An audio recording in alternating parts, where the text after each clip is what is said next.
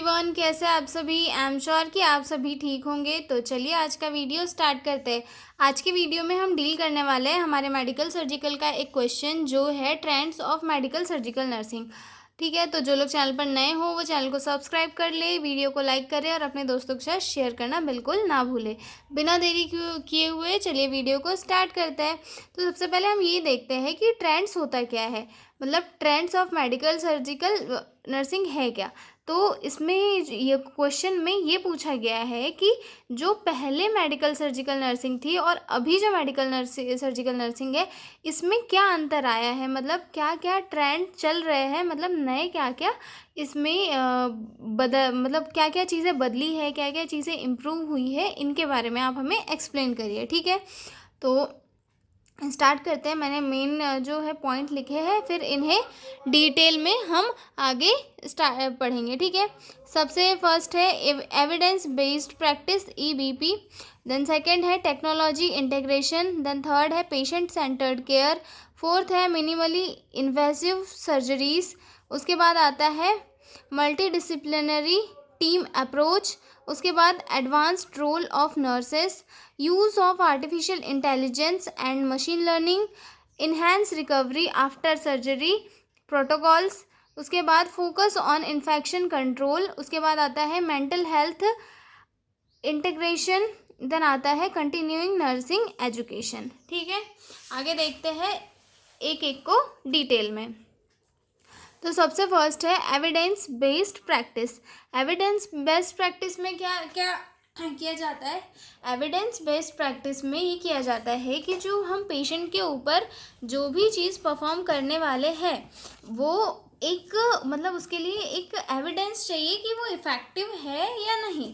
वो पहले उस पर पूरी रिसर्च की जानी है, उसके बाद हम पेशेंट के ऊपर उसको अप्लाई करेंगे। ठीक है, nurses use scientific researches and proven method for patient care, मतलब अब जो है नर्सेस पेशेंट के ऊपर वही केयर परफॉर्म करती है जो साइंटिफिकली प्रूव है और उनके आउटकम भी पता चले हैं कि हाँ ये चीज़ें होती है, इनसे पेशेंट को बेनिफिट मिलेगा और पेशेंट को कोई हार्म नहीं होगा।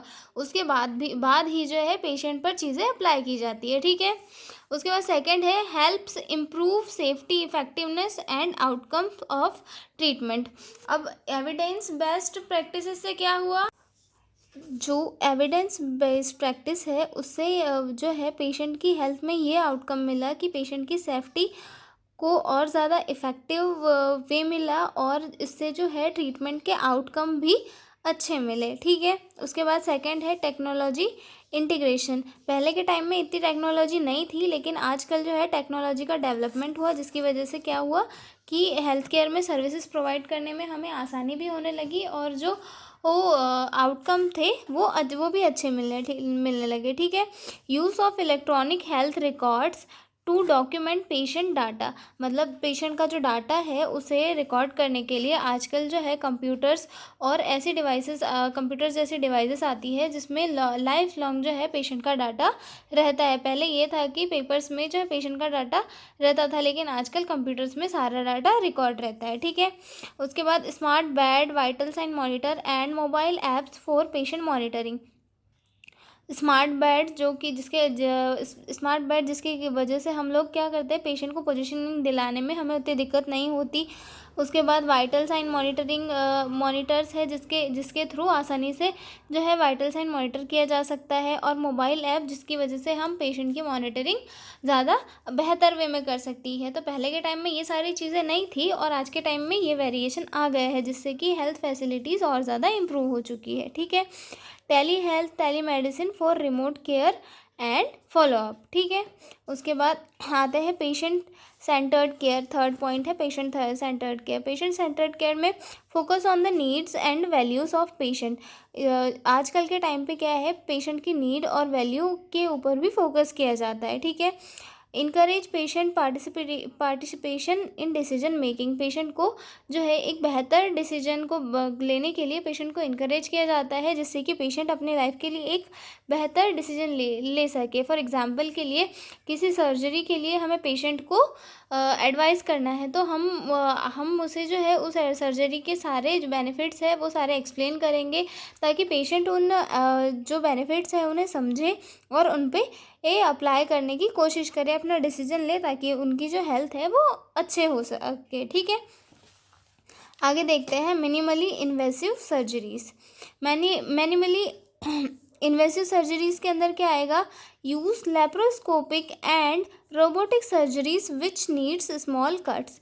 मतलब पहले के टाइम में बड़ी सर्जरीज होती थी जिनमें ज़्यादा बड़े कट लगाए जाते थे, और क्या होता था कि ब्लड का लॉस उस टाइम ज़्यादा होता था।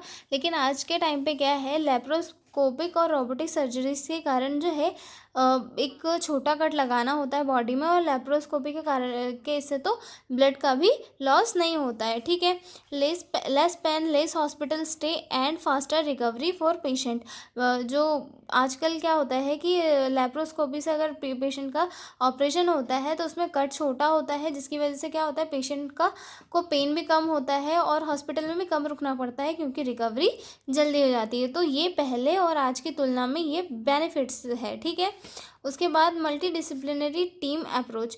Nurses work with doctors, dietitians and physiotherapist ETC।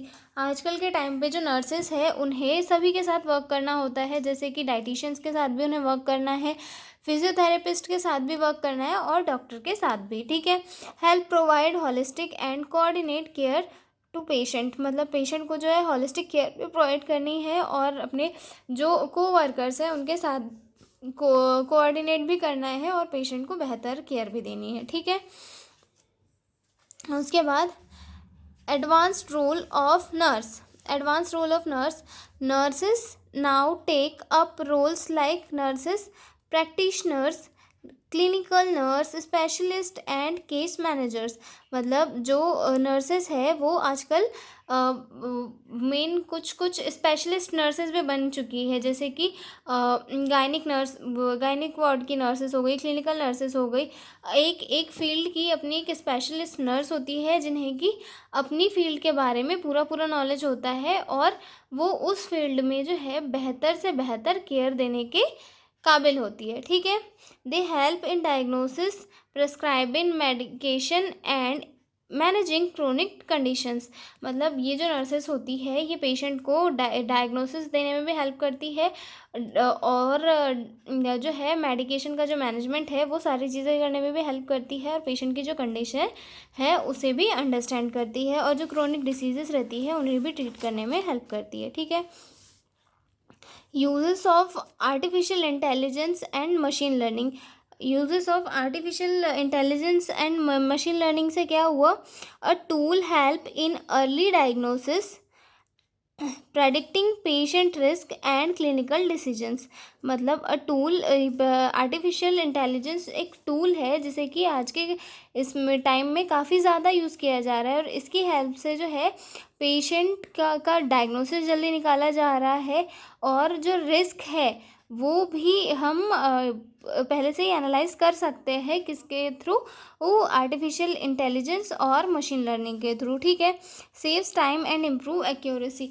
जो आर्टिफिशियल इंटेलिजेंस है वो उसके थ्रू जो है हम टाइम भी बचा सकते हैं और जो एक्यूरेट वर्क है उसे भी इम्प्रूव कर सकते हैं। ठीक है, उसके बाद enhanced recovery after surgery protocols. मतलब new guidelines for pre and post operative care. पहले के टाइम में जो है गाइडलाइंस दूसरी थी pre and post operative care को लेकर, और आज के टाइम में दूसरी है। ठीक है, उसके बाद help in faster recovery, reduce pen